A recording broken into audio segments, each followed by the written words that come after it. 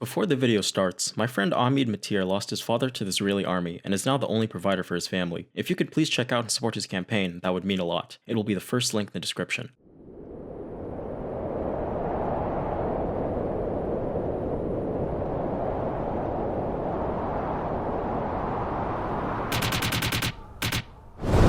You maintain the peace is to make it clear that you carry a very strong sword.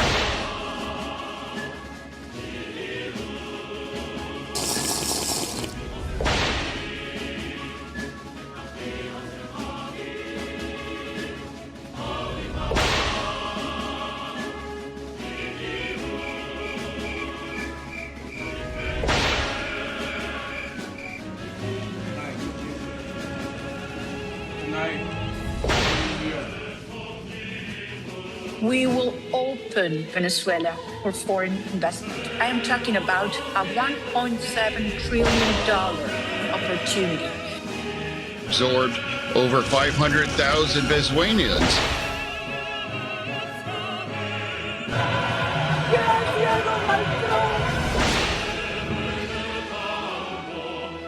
Joining us in the gallery is the true and legitimate president of Venezuela, Juan Guaido. Mr. President, please take this message back to you. So, the United States kidnapped Maduro, a culmination of decades of aggression against the Bolivarian Revolution. From sponsoring failed coups, pouring millions into the opposition, and imposing horrific sanctions to destroy the Venezuelan economy, this latest bout of imperialist violence has been transparently farced. How dare a gringo like you talk about Venezuela? As a Venezuelan who happens to be completely fluent in English, privileged commies like you disgust me. Why don't you sit your white culo down and listen to Latinx voices? So I already know this video is going to get a Cartelian comments from right-wing Venezuelans dunking on me for being a white boy supporting Chávez. Liberals are going to eat it up because they're going to play the Latinx card, and conservatives, despite supposedly opposing identity politics, are also going to eat it up because they hate anything and everything socialist. But from one gringex to another, we, and yes I mean we, need to put down our mayo and acknowledge that, this whole thing is very obviously built on lies, right? As I was saying, this whole episode has been so transparently farcical it would take 5 seconds to debunk all of it. You know what? Let's do a speed round. Speed round, everyone! Speed round debunking initiated. Loading anti-Venezuela arguments. The DEA itself acknowledges there's no evidence Venezuela plays a major role in the fentanyl trade. There's no evidence that this cartel actually exists, and it's so flimsy that even the US dropped it from its already nonsensical charges against Maduro. The US does not have the right to explode random ships in international waters. Is it really hard to comprehend that we shouldn't just extrajudicially execute people in cold blood? We can condemn US regime lies forever, but just as quickly as you can respond, the US is just going to come up with new ones, and they seem suspiciously familiar. With this historic executive order I will sign today, we're formally classifying fentanyl as a weapon of mass destruction. Oh, this is just a replay of the Iraq War, isn't it? At least with Iraq, Bush had to whip the American public in a bloodthirsty frenzy after 9/11, lying that Saddam Hussein had weapons of mass destruction, so he had to go in and steal their oil. But with Venezuela, Trump is probably the most honest of all US presidents. The United States seized 1.9 million barrels of oil on December 10th. We're going to keep it. But while it's true that US aggression against Venezuela is partly about that sweet, sweet black gold, it also goes deeper. Before Maduro, before Trump, and before anyone in the American public could point to Venezuela on a map, there existed a man who came from and centered the Venezuelan people. Instead of playing defense against every new imperialist lie, we need to understand the root of why the US is so bent on attacking Venezuela. And it's not about corruption, the drug trade, WMDs, or whatever lie they try to concoct. It's about a people-centered politics embodied in one man, Hugo Chávez, who still terrifies the US and their puppets in the Venezuelan opposition. How dare a gringo like you try to defend that dictator? Is that Nobel Peace Prize winner Maria Corina Machado? Why are you carrying a rocket launcher? I peacefully dedicate this rocket to Comandante Trump!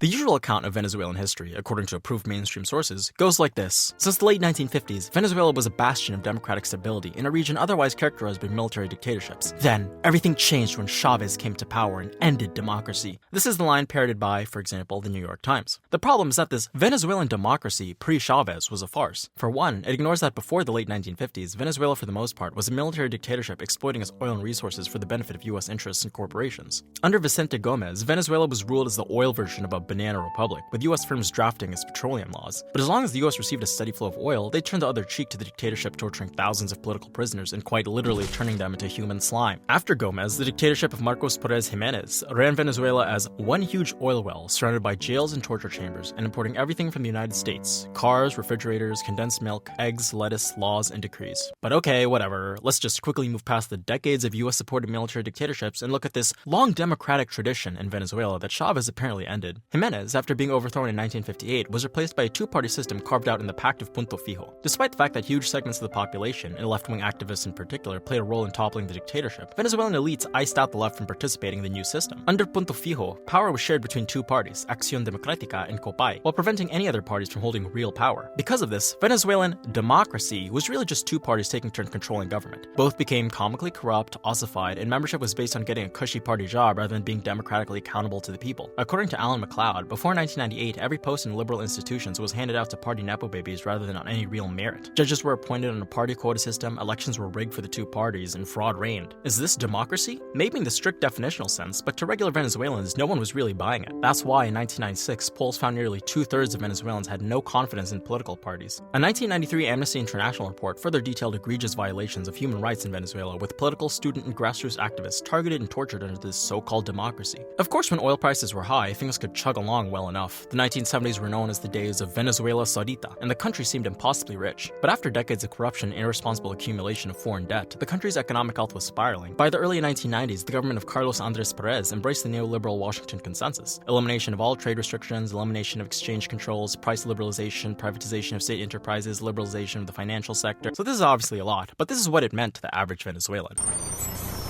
Hey, can I take the bus? Yeah, that'll be double yesterday's price.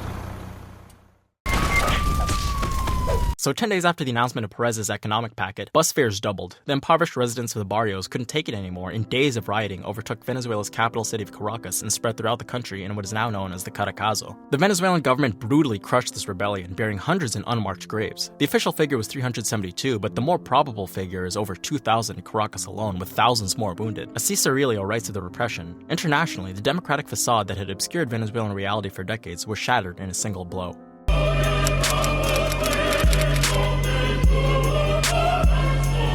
So before Chávez, Venezuela had decades of military dictatorships and then quote-unquote democracy, both of which were willing to violently repress dissidents while selling out their country's oil to the US. After the government's mass murders in response to the Caracazo, a climate of hopelessness and political apathy took hold of the country. It was in this environment that Hugo Chávez decided to take action. Enrolled as a soldier at 17, Chávez had seen how corruption tainted even the armed forces as officers pilfered military budgets and equipment. In 1977, he formed a revolutionary group within the military, which matured in 1982 to the Bolivarian Revolutionary Movement. Chávez had come to the same conclusion that many other Venezuelans had. What has been the democratic system in Venezuela has not differed much in recent years from what came before. Everything since 1908 has basically remained the same. It's been the same system of domination with a different face. Chávez's conspiracy went through a number of hiccups. During the Caracazo in 1989, he was sick and his conspiracy couldn't really do much other than try to speed up their plans. Then, 3 years later, they finally attempted a coup, which failed after being betrayed and cut off from communications. Chávez, realizing his conspiracy's failure, decided to avoid further bloodshed and went on national television to ask his fellow coup plotters to surrender. Compañeros, lamentablemente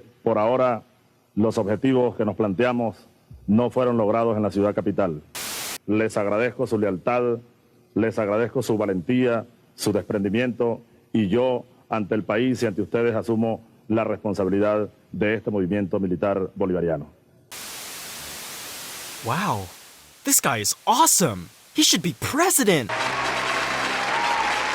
Now known as his famous "For Now" speech, Chávez became well known throughout the country, and politicians were jumping over each other to try and get even a smidgen of his popularity. Former Venezuelan President Rafael Caldera gave a speech borderline endorsing the coup and won the 1993 presidential elections. Acknowledging his debt, he released Chávez from prison in 1994. Still critical of the foundations of Venezuela's government, Chávez decided to take an electoral path to power, campaigning in 1999 to rewrite the constitution and dissolve the old system. He won his first presidential election in 1998 with 56% of the vote. After this comes a dizzying flurry of elections and referenda, so let me summarize it briefly. Chávez calls for a referendum on whether a constitutional assembly should write a new constitution. It wins with 88% of the vote. A second referendum ratifying this constitution wins with 71% of the vote. New elections are held under this constitution, and Chávez wins again with 59% of the vote. He wins a recall vote attempt in 2004 with 59%. He's elected president again in 2006 with 62%, and elected a final time in 2012 with 55%.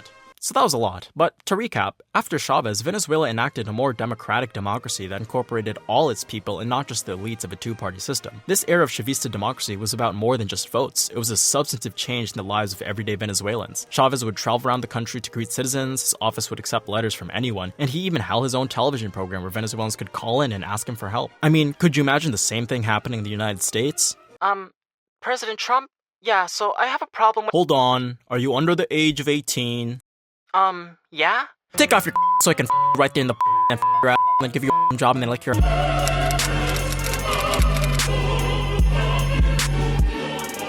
So if you're confronted with a list of elections, referenda, and recall attempts that Chávez won, it's pretty obvious that this guy was not a dictator. Rather than ending decades of Venezuelan democracy, he enacted a more substantial form of democracy for the first time in Venezuela's history. But this funny little thing called reality doesn't matter to this group called the Venezuelan opposition, who call fraud whenever they're confronted with the fact that people don't like them very much.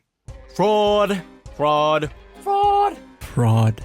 Fraud. Fraud. Fraud. But let's take these claims at face value. Is there any veracity to the claims that Chávez rigged these elections? Venezuela's National Election Commission is an independent branch of the 5 that make up the government, answering to no other branch. It ensures a uniform voting system throughout the country. Voters present a valid voter ID card, verify their fingerprint, and cast their vote on a machine that prints a paper receipt allowing for live-streamed audits. It goes without saying that the thoroughness and transparency of the system makes it hard to take anyone who cries fraud seriously. International observers of Venezuelan elections have vouched for its systems, including, weirdly enough, Jimmy Carter. The elections in Venezuela, although some people have criticized the result, which is Hugo Chávez having won, there's no doubt in our mind, having monitored very closely the election process, that he won fairly and squarely.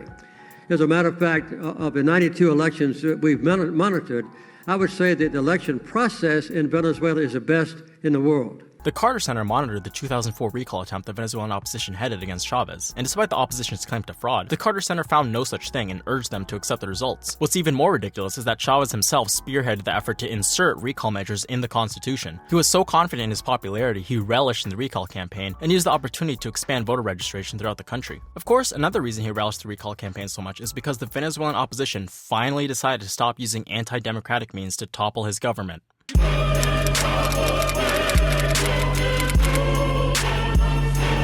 Rather than Chávez destroying Venezuelan democracy, it's historically been the Venezuelan opposition that's destroyed it. By the time of Chávez's election in 1998, the old two-party system was already crumbling. Thus, his opposition found refuge mauling 24/7 in the press and media. In the columns of newspapers and broadcasts of private television channels, copium levels hit an all-time high. Chávez is going to destroy democracy through democratic means.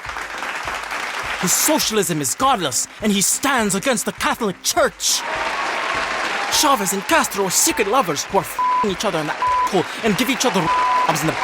The last one is real, by the way, which goes to show how shrill the Venezuelan opposition was getting. Sexual tipo freudiana con el señor Fidel Castro. And may I remind you that all this talk was while Chávez was winning again and again at the ballot box? The Venezuelan opposition represented a minority of the population, business elites, the mega-rich, and union bureaucrats associated with the old parties, but they had an outsized impact with their control of the press. In 2002, all this hootin' and hollerin' from the Venezuelan opposition exploded in a coup attempt. In short, after getting the green light from Washington, coup plotters orchestrated violence outside the presidential palace, got a faction of the military to kidnap Chávez in the chaos, and installed their own unelected government while proclaiming that democracy had saved the day. This was the playbook of countless US-backed coups in Latin America. But the difference is that the Venezuelan people came out in droves to protest this illegal seizure of power. Loyalists in the military revolted, and Chávez was returned to power 2 days later. As short as this whole episode was, it provides great insight into what the Venezuelan opposition would do when they get into power because, for those few days, they actually work. So, after installing an unelected business leader into the presidency, the Venezuelan opposition shut down the National Assembly, the Supreme Court dismissed mayors and state governors, and abolished the Constitution ratified only 3 years before. Meanwhile, they sent armed goons to harass Chavistas in the streets. The democratic mask of the Venezuelan opposition completely fell off in those few days. As much hootin' and hollerin' they made about tyranny, when they got into power, they quickly became tyrants for the rich. And this isn't ancient history, by the way. The current face of the Venezuelan opposition and Nobel Peace Prize winner Maria Corina Machado signed off on the coup and later said, "Oopsie, I just thought it was a sign-in sheet." Resorting to anti-democratic means to oppose Chávez's democratic government is a pattern the opposition is all too willing to engage in.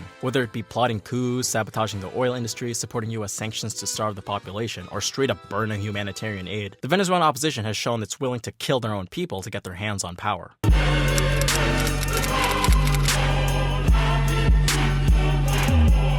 By the time Chávez came to power, Venezuela was in rough shape. The Caracazo showed the perils of neoliberalism, which rocked the economy enough to cause massive uprisings. As a petrostate, Venezuela's main source of income is oil, and one of Chávez's first successes was stabilizing its price. In the 1990s, Venezuela had a low reputation within OPEC for ignoring its guidelines. Under Chávez, however, Venezuela cooperated with OPEC, secured Mexico's cooperation, cut back on its oil output, and secured a stable oil price. It was this stabilization of oil prices that put the Venezuelan economy back on track, and for the first time, this oil wealth was directed to the poor instead of the rich. In the course of 2003, Chávez used the country's oil money for new social welfare programs called missions with dedicated purposes: fighting illiteracy, providing education, promoting employment, supplying cheap food, extending free medical service, and so on and so forth. Thanks in part to these missions, he was able to cut poverty by more than a third, extreme poverty by more than half, malnutrition by more than half, eliminate illiteracy, and increase student attendance by a quarter. In the UN's Human Development Index, Venezuela experienced a steady growth of human development indicators from 0.662 in 2000 to 0.748 in 2012. No llegó al campesino los beneficios del petróleo y de la riqueza nacional. Pues bien, eso ahora no puede ocurrir de nuevo. Chávez didn't destroy the economy. He destroyed an economy that worked for the rich. The seeds of Venezuela's economic problems today lay in an underlying dependence on oil that Chávez failed to address during his presidency. Which, sure, you can blame him for failing to diversify the economy, but it's also a problem that had been endemic to Venezuela for decades before Chávez came to power.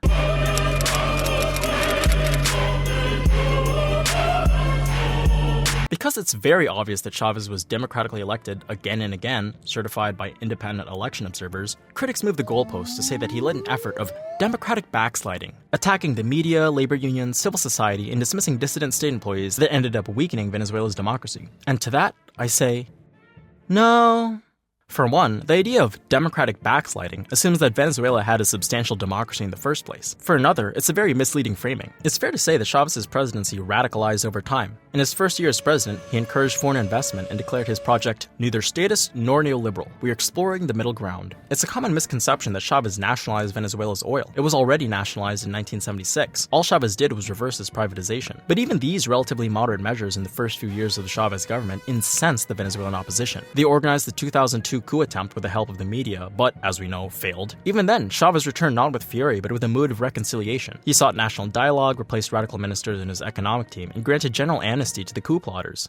But the coup plotters kept coup plotting, and Chávez's government finally had to take the gloves off. In response to the Venezuelan opposition trying to strangle the oil industry with the December 2002 strike, and weeks of regular people enduring food shortages, electricity blackouts, and transportation failures, Chávez crushed the strike and legally fired the strikers for abandoning their employment obligations. He then replaced them with loyalists who, wouldn't try to destroy the economy to oust him. Regarding the media, we don't even need to go into their overt hostility to Chávez, but this crossed the line to sedition as the media supported the 2002 coup, spreading lies about Chávez supporters firing on the opposition, lying that Chávez had resigned, and refusing to air the crowds coming to Chávez's defense and instead playing cartoons. They weren't bystanders to the events of 2002, but active participants in treason, which is why the Venezuelan government refused to renew the broadcasting license of RCTV in 2007. The instances of democratic backsliding that are pointed at, replacing dissidents with loyalists, repressing the media, and attacking civil society organizations, didn't come from nowhere. They were a response to these organizations trying to violently and anti-democratically overthrow Chávez's government. It's the classic capitalist encirclement tactic: attack a socialist state, and then, when they inevitably respond, whine and complain that they're authoritarian, tyrannical commies.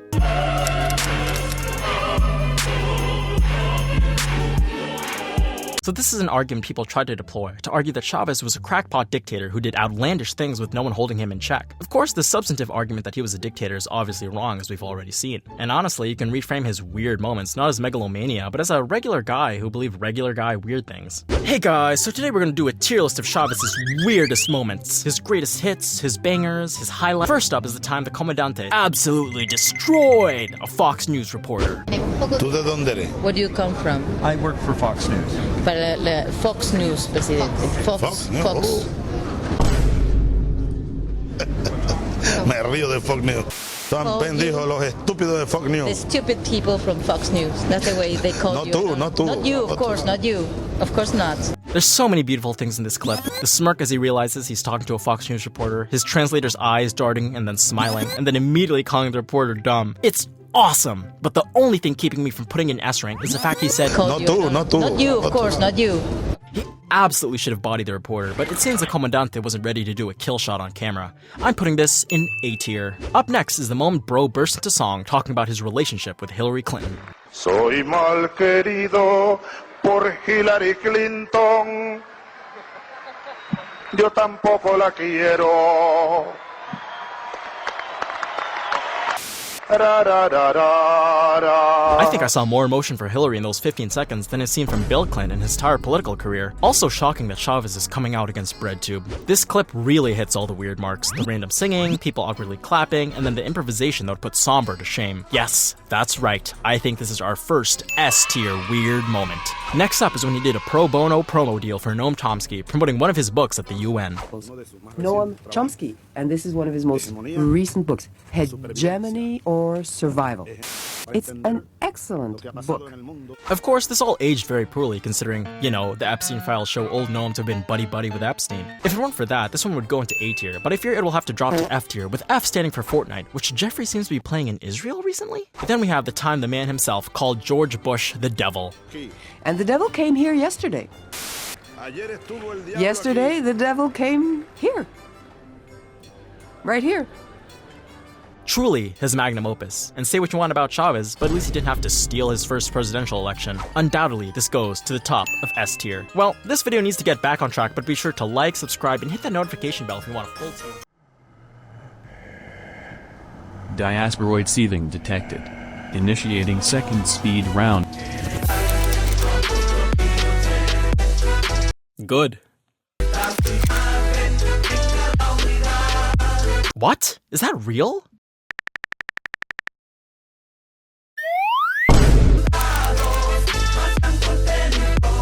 Supporters of Nicolas Maduro turn out en masse in the streets of Caracas, calling for the release of the Venezuelan president and his wife after their abduction by the United States.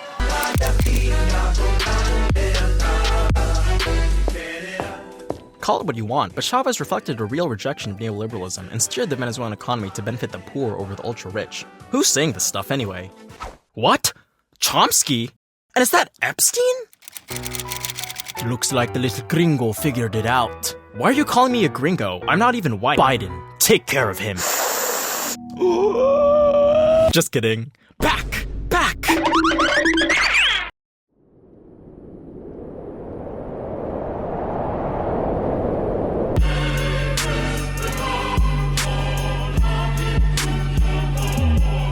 It's important not to romanticize or uncritically defend the efforts of past socialist experiences. There's a lot about Chávez to criticize. As I've already said, he failed to diversify the economy away from oil and, in fact, increase the economy's reliance on it. His appointment of loyalists, although in response to seditious attempts by the opposition, led to bureaucratic calcification, and his selection of Maduro, a much less charismatic and politically adept successor, led to a cascade of problems down the road. But for all his faults and eccentricities, Chávez was a man who realigned his country's immense oil wealth away from the elites to the poorest of his country. He defied American imperialism and set Venezuela away from the road of neoliberalism. And that's the real reason he's still demonized all these years later. It's not because he's a dictator or repressed his opposition. As we've seen, most of these claims fall apart on scrutiny, and the United States isn't shy about working with authoritarian regimes as long as they cooperate on one thing: oil. It's for oil that the United States has spent decades now trying to overthrow the Venezuelan government. They gave hundreds of thousands of dollars to the plotters of the 2002 coup and funneled millions to the Venezuelan opposition over the decades. They even gave Juan Guaido millions of dollars for his 2019 coup attempt, and barely anyone in the country even knew who the guy was. Legend says he's still on his phone to this day.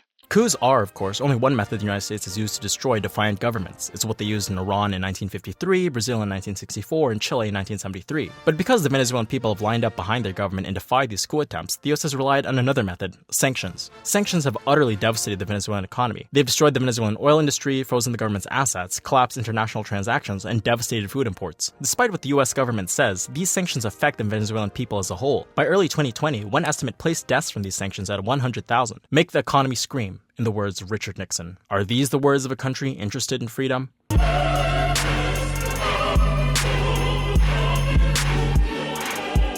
Oil, in many ways, is only part of the answer. Venezuela has endured decades of elite hostility, imperialist aggression, and now kidnapping of its president because it's sitting on the largest confirmed oil reserves in the world and has the audacity to tell the United States no. And for the Epstein elites that run the United States and the world, they can't comprehend that no means no. What's offensive about Venezuela isn't just that it has oil, but that its government has the audacity to reject American imperialism and set its economic agenda apart from the neoliberal world order. This, more than any other reason, is why Chávez and the Bolivarian Revolution continue to endure so much slander despite objective reality posing a problem. It's also why the Trump regime has used this attack on Venezuela as a jumping-off point to strangle the free people of Cuba. Suffering through decades of a US-imposed embargo, the island is truly on its last legs as its Venezuelan lifeline has been cut off. All the while, Miami gusanos drool at the thought of paving over the masses of starving people with McDonald's, Burger Kings, and Wendy's. In the last few months, American imperialism has bared its real face to the world, threatening Greenland, Canada, Mexico, Iran, and anywhere else that passes Trump's fancy. But Trump's actions aren't an aberration. The US has for decades destroyed and pillaged countries that dared to defy the wishes of the Epstein class. And until we organize a coherent anti-imperialist movement both inside and outside the country, it will continue to be a bloodsucker on the world. To quote a leftist intellectual not in the Epstein files, "The face of imperialism reveals endless carnage." Thank you to all my lovely patrons, all of whom are listed here. Special thanks to my top tier patrons Fiasco Linguini, Caleb Peters, Adrian Solares, Sunshine Simpatico, Anthony Owen, Bills, and Cutplay. Thanks to their wonderful support, these videos are possible. I planned this whole video out before the latest US-Israel Epstein war of aggression against Iran, but it should go without saying that I wholeheartedly support Iran's right to self-defense. These videos take a long time to make, so unfortunately they can't remain the most up-to-date. Also, don't forget to donate, if you can, to Ahmeed Matir. His fundraiser will be the first link in the description. And as always, no war but the class war.